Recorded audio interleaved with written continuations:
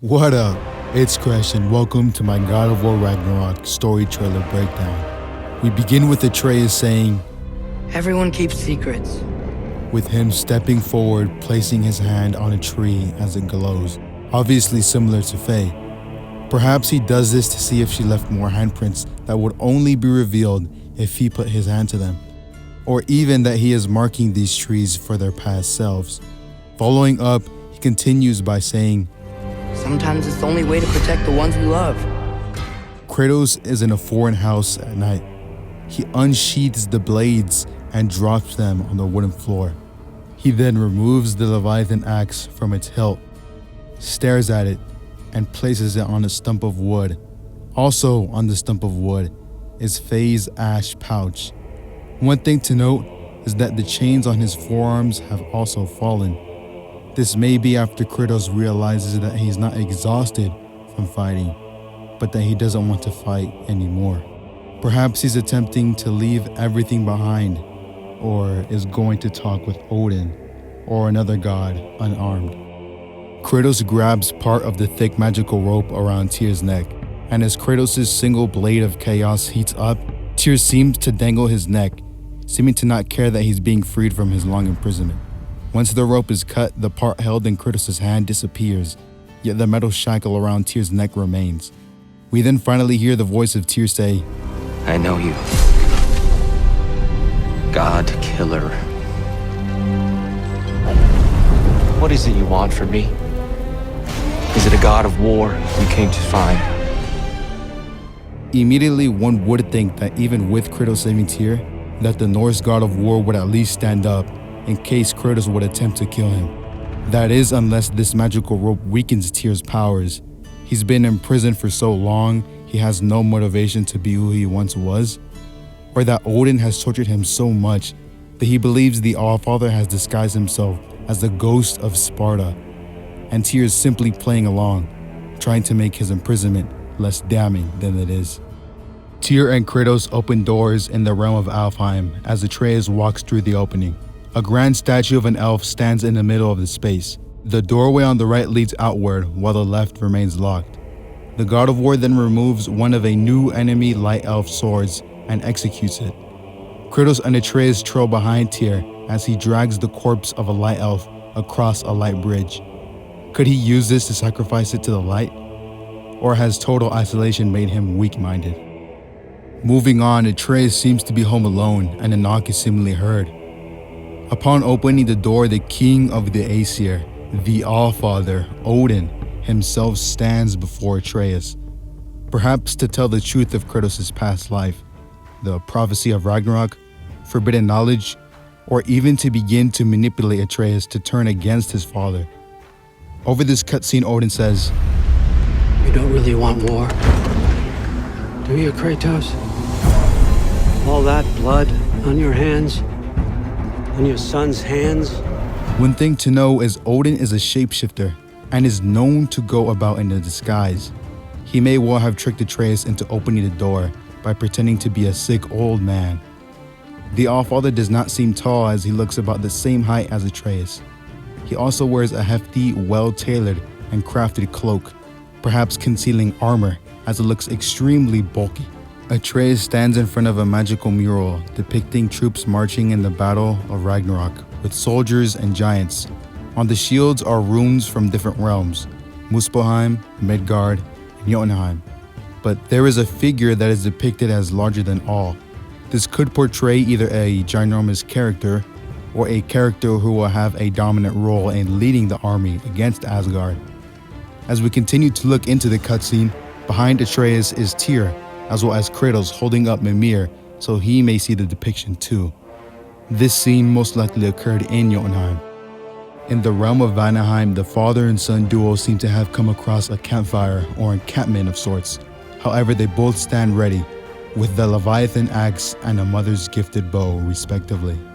Atreus sits in their home, or perhaps in another house, as he clutches a black marble similar to the blue marble that read Hati.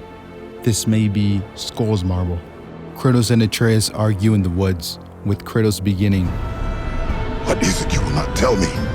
Of course, the first thought is that Odin had a conversation with Atreus, and urged him not to tell his father, or that he may have had a prophetic vision, and fears if he tells his father, it will no longer happen. Atreus diverts his attempt at getting a proper answer, stating, I can't talk about it, but I just need you to trust me. Kratos then pleads to Atreus.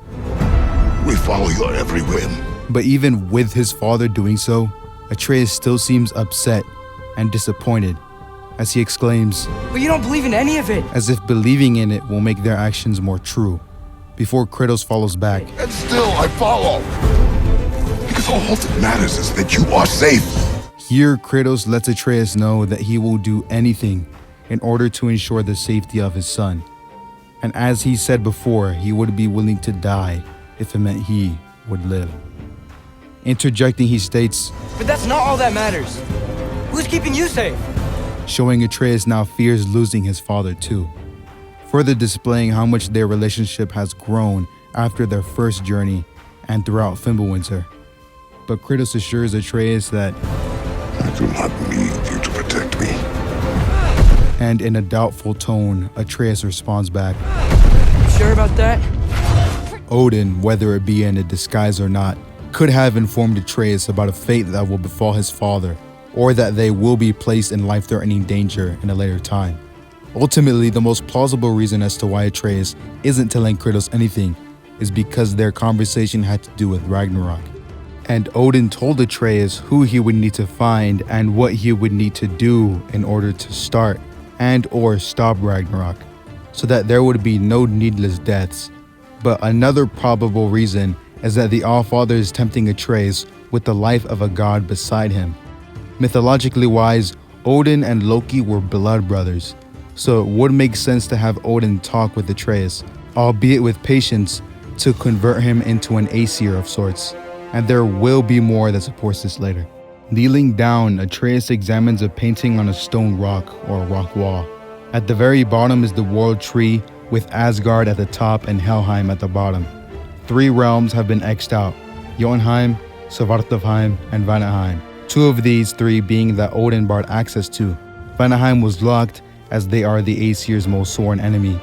Svartalfheim was sealed to prevent Vanaheim or other realms from forming alliances, but Jotunheim, as we all know, was hidden by Tyr. Above Yggdrasil is Tyr imprisoned, standing in a room with cuffs around his wrists. And somehow Tyr had escaped with a spear, a shield, and 2 wolves, presumably, of course, Skoll and Hati. However, a volcano erupting along with mountains being flooded by lava is also below, presumably from the fiery realm of Muspelheim. Atreus has now been entrapped by Freya's magic, with vine tendrils wrapping around his neck, but Kratos is nowhere near, meaning they were either separated or Atreus ran away. Freya then examines his neck. With her sword, she removes a necklace. Freya discovers that the pendant is the same mistletoe that removed her son Baldur's immortality, one of the many things that thereafter led to his death. An extremely important point to make is that Atreus could still have the protective stave that Freya placed on his neck. The stave was once placed on Kratos, but removed in Tyr's temple. However, we never saw Atreus' stave come off.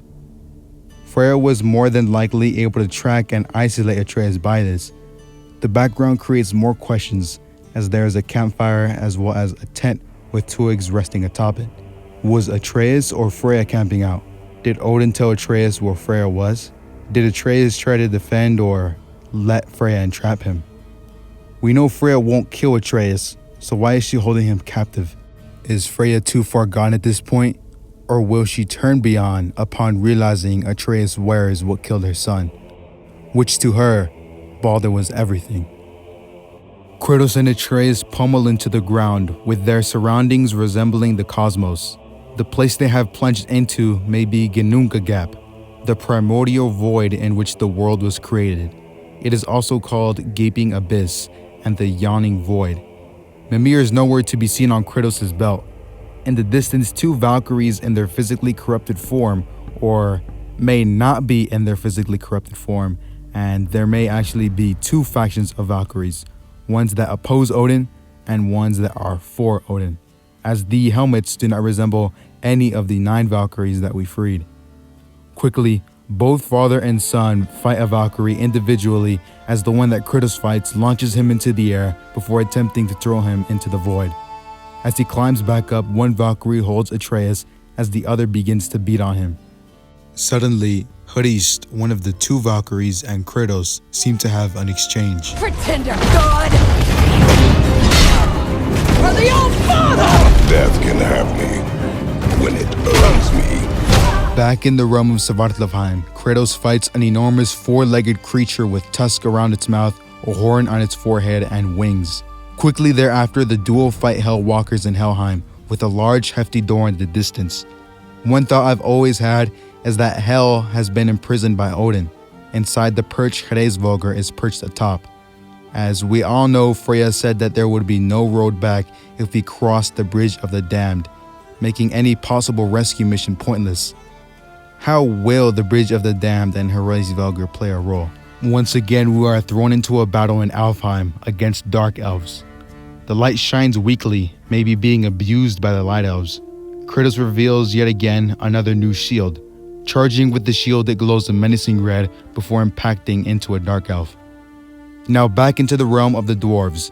A Grim wraps its long tongue around Kratos. Quickly, it is dispatched by being thrown out of a window of a lift. Moving to the luscious realm of Vanaheim, the god of war faces a formidable foe wielding a mixture of a weapon between a scythe and an Egyptian sword, a kapesh. Dodging the first attack, he swiftly lands a blow with the dauntless shield as the enemy attempts to swing again. Thereafter, Kratos sprints, grapples, vaults, and smashes Leviathan into a group of enemies. Atreus readies a steady shot into a Dreki as his father holds it still. There is also a white banner with two circular sigils on the top and bottom, with a more distinctive one in the very middle. To the right is a tent that is well built with wood elevating it off the ground. Kratos drives the blades into the ground, pulling out a massive boulder and launches it towards the enemies in front of him. There are two things to note: a statue as well as a structure or building to the left. In the fiery realm of Muspelheim, Kratos is defending himself against lava that is targeting him. A purple rune, the letter L, is over the lava, indefinitely meaning someone is behind their sentience. There are also these towers that appear similar to the ones we see in all the realms, and in the top left is a realm travel door. Also, we are seeing that Fimbulwinter has caused Muspelheim to pump out even more lava, ash, and fire. In the realm of the Vanir, or at Freya's home, Kratos seems to be staring at a corpse or a beaten enemy that lies on the floor. Now we see Kratos sprinting with AngrBoda, Freya, or another person over his shoulders as a dark elf watches the explosion in the background, not attacking Kratos. As he sprints, vine-like tendrils sprout from the ground, bringing trees down, attempting to stop Kratos' path. The dark elf flies towards the trees. This may be the rescue mission of Freya, as after what happened with Freya, the Vanir gods grew to hate her brother just as equally. What further supports this is that the Dark Elf does not attack Kratos and hovers in place, holding guard, looking at the explosion, peering to see if a threat will come through the flame. Now in Midgard, Kratos lifts and throws Atreus on the back of the sled as they ride away from a catastrophe. This may take place shortly after Kratos vaulted Freya off their sled. She now uses her magic to stop Kratos and Atreus from getting away, not caring if the wolves or Atreus get hurt in the process. Once Atreus gets on the sled, he looks back to see where the threat is. In this next scene, water rushes through, pushing Atreus away, but not before Kratos gets a hold of his son, and both emerge. Now, in the most beautiful scene of all, in the realm of Vanaheim is where Ragnarok will begin, with Atreus, his father, to his left, and his grandson Skoll and Hati to his right.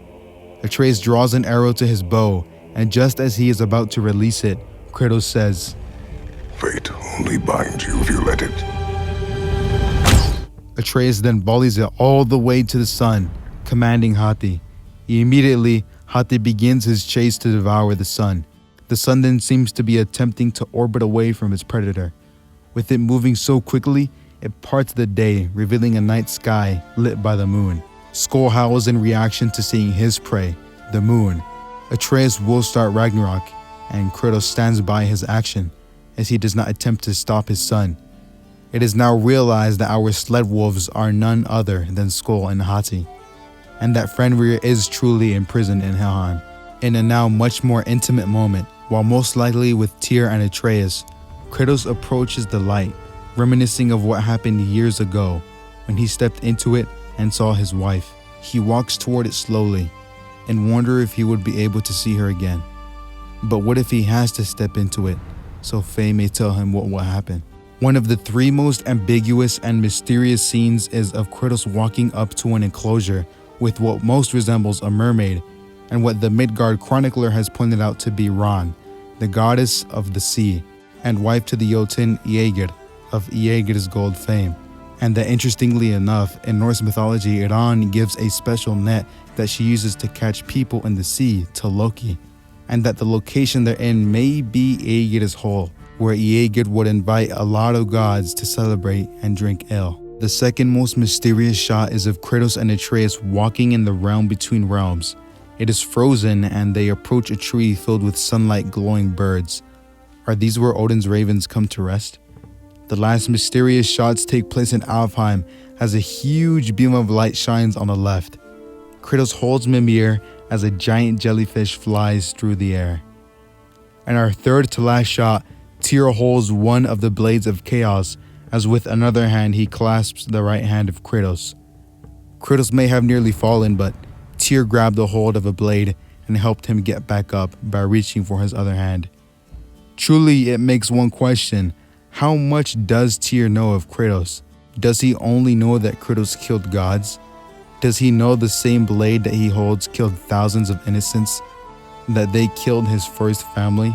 That Ares was the one who binded them to his skin?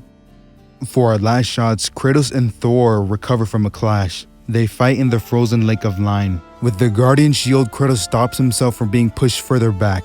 He then removes Leviathan from his hilt and launches it before Thor throws Mjolnir. Mjolnir and Leviathan then clash in the middle. It is so violent it shatters the ice around them. The realms will be shaken as thereafter Kratos raises a hand, recalling the axe. Thor then snaps before recalling his hammer, and then they clash with both weapons, a clash that will shatter the 9 realms. Thor also wears a ring. Perhaps this is the legendary Draupnir ring. Kratos also says, We will make our own destiny. most likely talking to Tyr, that they can still win even now that they are in the darkest of times. Now, I wanted to save the best for last. Odin says, What do you even know of godhood? In your lifetimes, has anyone ever worshipped you? Ever prayed to you? Can you even imagine that kind of love? No! Immediately you would think he's talking to Kratos, because he was not born a god. He killed his first wife and daughter, and only became a god after Athena seemed to have no other possible suitor. However, we know Kratos was worshipped and loved by his people.